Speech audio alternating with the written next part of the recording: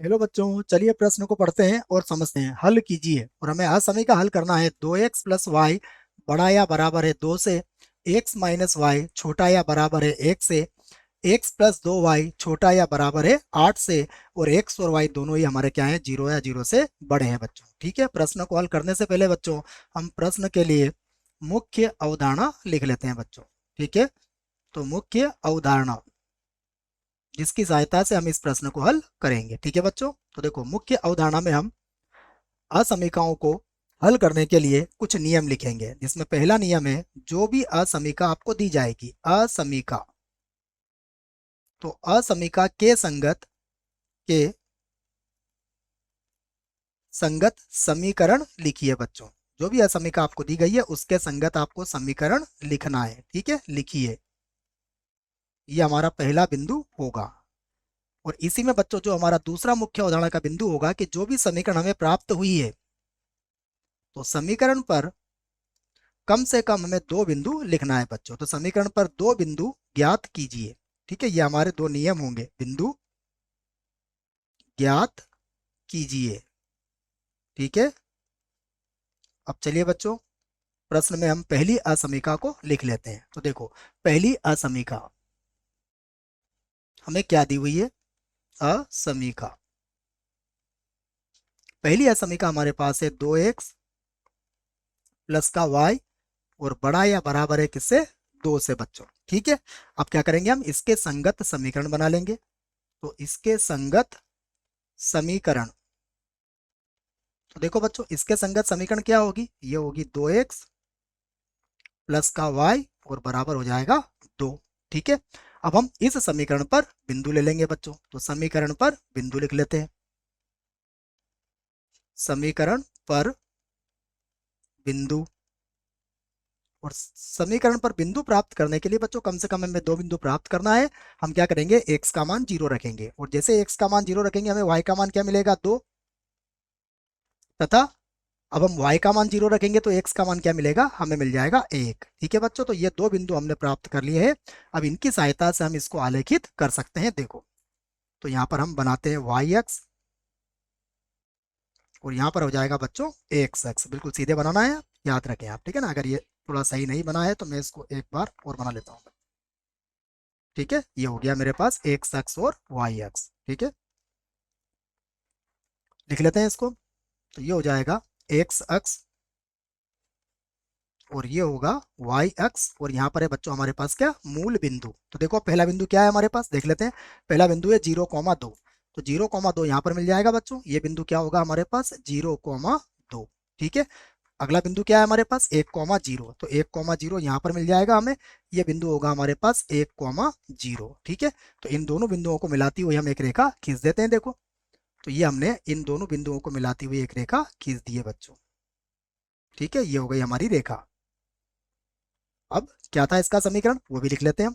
इसका समीकरण था 2x प्लस वाई बड़ा है 2 से या बराबर है। ठीक है, 2x plus Y, 2x plus Y बड़ा या बराबर है 2 से। ठीक है, ये हो गई। अब हम देखते हैं कि यह मूल बिंदु को संतुष्ट करेगी या नहीं करेगी। तो मूल बिंदु पर, ठीक है, तो देखो मूल बिंदु पर बच्चों x का मान 0 रखते हैं हम, तो ये बनेगा 2 गुणा 0, y का मान भी 0, बड़ा या बराबर है 2 से, तो ये हो जाएगा 0, बड़ा या बराबर है 2 से। ये क्या है, कथन हमारा एक असत्य कथन है, असत्य है। 0 कभी 2 से बड़ा नहीं होगा। इसका अर्थ क्या हुआ कि इस रेखा का जो हल क्षेत्र होगा उसमें मूल बिंदु विद्यमान नहीं होगा, अर्थात इस रेखा का हल क्षेत्र मूल बिंदु के विपरीत ओर होगा। ठीक है, अब लिखते हैं बच्चों हम दूसरी असमीका। तो हम यहाँ लिख लेते हैं दूसरी असमीका। तो देखो दूसरी असमीका हमारे पास क्या है उसे भी देख लेते हैं हम। दूसरी असमीका हमारे पास है, ठीक है, दूसरी असमीका लिखते हैं बच्चों। क्या है दूसरी असमीका, x माइनस वाई छोटा या बराबर है 1 से, x माइनस वाई छोटा या बराबर है 1 से। अब इसके भी संगत समीकरण लिख लेंगे। तो इसके संगत समीकरण, ठीक है, देखो इसके संगत समीकरण हमारे पास क्या होगी, इसके संगत समीकरण हमारे पास हो जाएगी x माइनस वाई और बराबर कितना हो जाएगा 1। ठीक है, अब हम इस समीकरण पर बिंदु ले लेंगे, तो समीकरण पर बच्चों लेंगे बिंदु। ठीक है, समीकरण पर बिंदु। तो देखो पहला बिंदु क्या होगा हमारे पास, यदि हमने x का मान 0 रखा तो y का मान होगा -1, तथा यदि हमने y का मान 0 रखा तो x का मान क्या होगा 1। ठीक है, तो ये हमें दो बिंदु प्राप्त हो जाएंगे। तो पहला बिंदु देखते हैं बच्चों, हमारे पास क्या है 0, -1। तो 0, -1 कहाँ पर मिलेगा हमें, यहाँ पर मिल जाएगा 0, माइनस का 1। ठीक है, दूसरा बिंदु क्या होगा 1, 0 जो हमारे पास है। तो इन दोनों बिंदुओं को मिलाती हुई हम रेखा खींच सकते हैं। देखो इन दोनों बिंदुओं को मिलाती हुई हम एक रेखा खींच देंगे। ये लो बच्चों, ये दोनों बिंदुओं को मिलाती हुई हमने रेखा खींच दी। ठीक है, इसका समीकरण क्या था, इसका समीकरण था x - y और छोटा या बराबर है 1 से। ठीक है, अब देखते हैं यह मूल बिंदु को संतुष्ट करती है या नहीं करती। तो मूल बिंदु पर,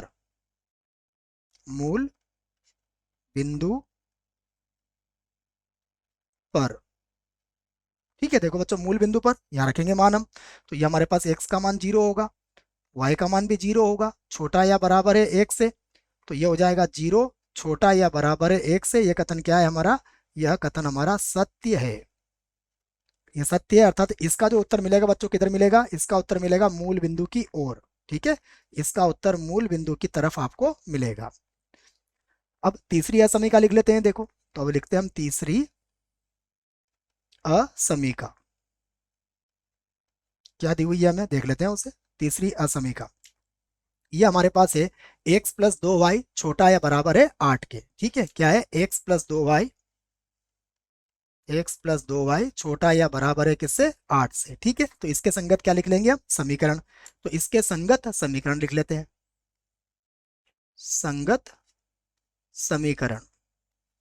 देखो संगत समीकरण क्या बनेगी, x + 2y बराबर 8, x + 2y और बराबर कितना हो जाएगा 8।